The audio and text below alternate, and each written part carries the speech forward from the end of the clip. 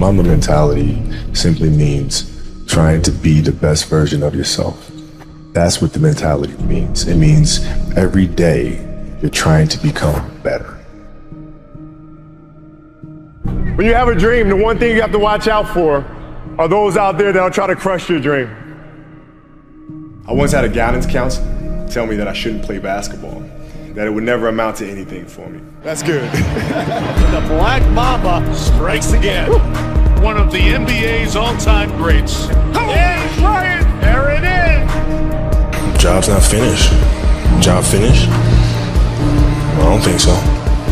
If we want to get to that elite level, we really have to put in the work day in and day out. This man played with a broken finger and won a championship. I play games with the flu. I play games with 102-degree fever, man. Bryant has not sat tonight. He is literally on his last leg right now. When the game is more important than the injury itself, you don't feel that damn injury. Every time I step on a basketball court, I'm going to put a strong effort out there on the floor. I'm not going to leave anything on the floor. Mental toughness that you need to get in there and get the job done. Are you getting better every single day? That's the question. The key factor for me wasn't whether or not I was ready. It was the fact that if I wasn't ready, I was determined to figure out how to get ready. At the end of every day, you look yourself in the mirror and you ask yourself, did I get better today? So I challenge you to have your dream, go after it with all you have, and be legendary in your own right. My name is Kobe Bryant. Don't you ever forget it. It's a great feeling to know that you set a goal and you were able to reach that goal and to knock it down. Those times when you get up early and you work hard. Those times when you stay up late and you work hard. Those times when you don't feel like working, you're too tired, you don't want to push yourself, but you do it anyway.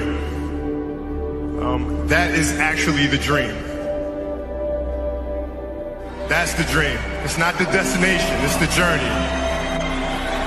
And if you guys can understand that, then what you'll see happen is that you won't accomplish your dreams. Your dreams won't come true. Something greater will. It's an amazing thing about passion. If you love something, if you have a strong passion for something, you would go to the extreme to try to understand or try to get it. Whatever you have a love for, if you have to walk, you would go get it. If you have to beg someone, you would go get it. I don't think you guys understand how present you guys were with me. You know, you guys were there with me at 5:30 in the morning when I was running the track and I was midway through my workout. And I didn't know if I could make it through. And I thought about the expectations you guys had for me and you had for our team. And it pushed me through. It got me through those 800s and 400s and 100s at 5:30 in the morning. So I thank you. We're not on this stage just because of talent or ability. We're up here because of 4 a.m. We're up here because of 2-a-days or 5-a-days. We're up here because we had a dream and let nothing stand in our way. If anything tried to bring us down, we used it to make us strong. We were never satisfied, never finished, will never be retired. My high school English teacher, Mr. Fisk, he had this beautiful quote, and it read, "Rest at the end, not in the middle." And I took that to heart. I believe there's time for resting at the end, but for me, that time is not now. Thank you for this tremendous honor in acknowledging my basketball career, but I'm far from done.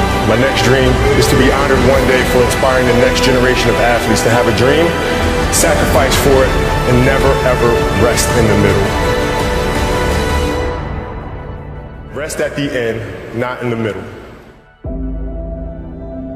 Be yourself. That's it. Be you. Be you. There's no gimmick. You don't have to contrive anything. Who are you? Where are you today? What is your story? Where does that come from? And if you guys can understand that, then I'm doing my job as a father. Thank you guys so much. I love you. Mamba out.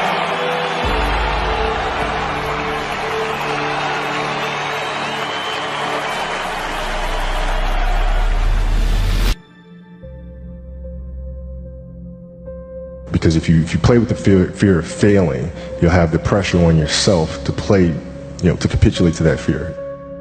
If you play with the sense of I want to win, then you have the fear of what happens if you don't. But if you find common ground in the middle, in the center, then it doesn't matter. You're unfazed by either, right? And that enables you to really just stay in the moment, stay connected to it, and not feel anything other than what's in front of you. So I try to just be dead center. You start with, what do you want your game to be? What would make your game most unstoppable or hard to deal with? And now you work backwards from there. And you start building it one piece at a time, one move at a time, one counter at a time. Who would Shaq be if he had your work ethic? He'd be the greatest of all time. If Shaq had your work ethic, he'd be the greatest of all time. Greatest of all time by a mile. Sure. He'd be the first to tell you that, for sure. I mean, this guy was a force like I have never seen. I mean, it was crazy. A guy at that size, generally guys at that size are a little timid and they don't want to be tall. They don't want to be big. Man, this dude he did not care. He was mean. He was nasty. He was competitive. He was vindictive. I mean, I wish he was in the gym. I would have had 12 rings. If he had the work ethic. My God, yeah. We ain't be close. If you're lazy, man, I don't want to talk to you. I don't want to deal with you. You don't make me feel dumber. You're going to lower my level. I don't think so. You can go over there. There's plenty of teams in here where you'll fit right in. I don't deal with people that don't commit at that level, but then act as if they do. I don't deal with that. I don't. It's real shit. I mean, listen. So, like, we used to get into stuff all the time because it was like, he would say, okay, Kobe's not throwing me the ball. And, media would take it and run with it and all this other stuff. And I'm like, well, bruh, if you were in shape, by the time I run down on a fast break and run back and then run down, you're still coming down the first time, bruh. Like, what the hell do you want me to do? Right? So a lot of our contention came from that. And even though he was older, you were still confronting him. You didn't care. Oh, I didn't care, man. From listen, day one, bro. From day one. I knew for sure. Rick Fox, my teammates, they all thought I was absolutely crazy the day me and Shaq got in a fist fight.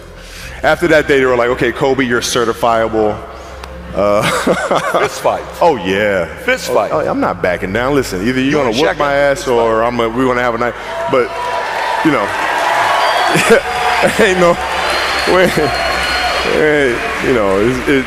There's a level of respect, and for Shaq too, by the way. And I know he's told me that day was a big turning point for him because it was like he's generally used to talking trash and saying what he wants and nobody really stepping up and challenging him on that. And when he saw me challenge him on that, he was like, this kid's crazy. All right, I can win with that. And so that was kind of the beginning of our relationship, I think. That's probably never happened to him. That's probably not something that's common to him. No, I mean, he's also 7 feet tall since he was 3 years old or something, right? There was this is all coming back to me right now. There's also a game in Phoenix. My first year we were playing, and he kept posting up, but they kept fouling him, so he kept going to the free throw line and kept missing them. And so he'd throw the ball out to me. I'm not throwing that back in there, right? So I kept shooting him, right? So we get in the timeout, and he's like, hey, I'm open. I'm like, okay. And so we go out, and same thing, hey, I'm open. Okay. There you go. Come back in. Hey, dude, you got to throw me the ball. I said, man, f that. Get it off the rebound if I miss, bro.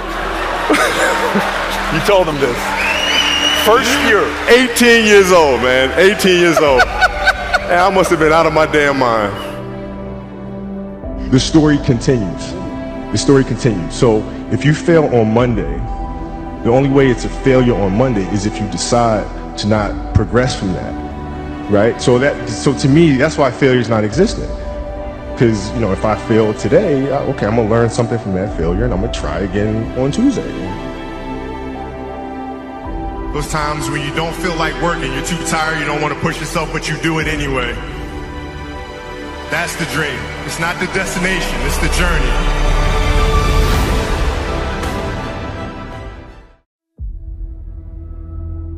The day could be today that your career is over.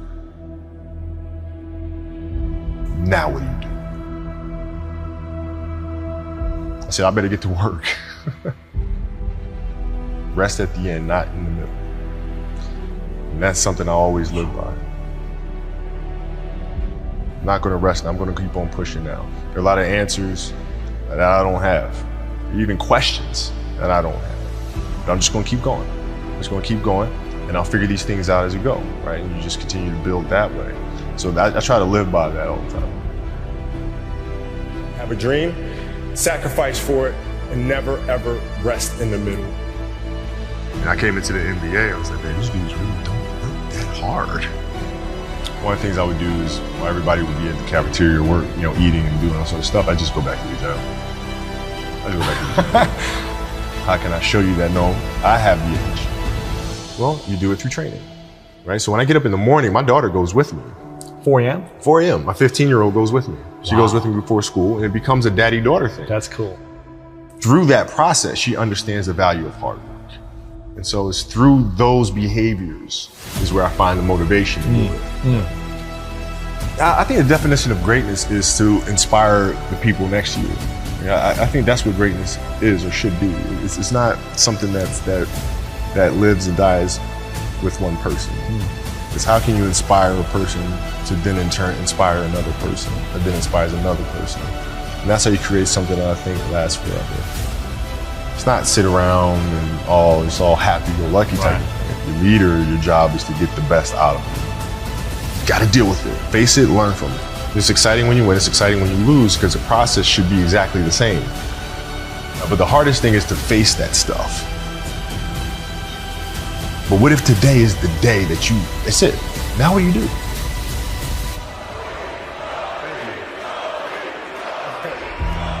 What can I say? Mamba out.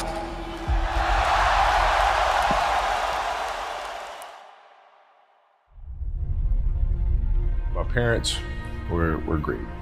Growing up, they instilled in me the importance of imagination, of curiosity, and understanding that, okay, if you want to accomplish something, I'm not just going to sit here and say, yes, you can do whatever you want.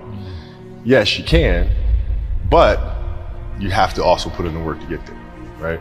So they taught me that at a really early age, man. And when you grow up as a kid thinking that the world is your oyster, all things are possible if you put in the work to do it, you grow up having that fundamental belief. Who was more influential for you, your father or mother? Both were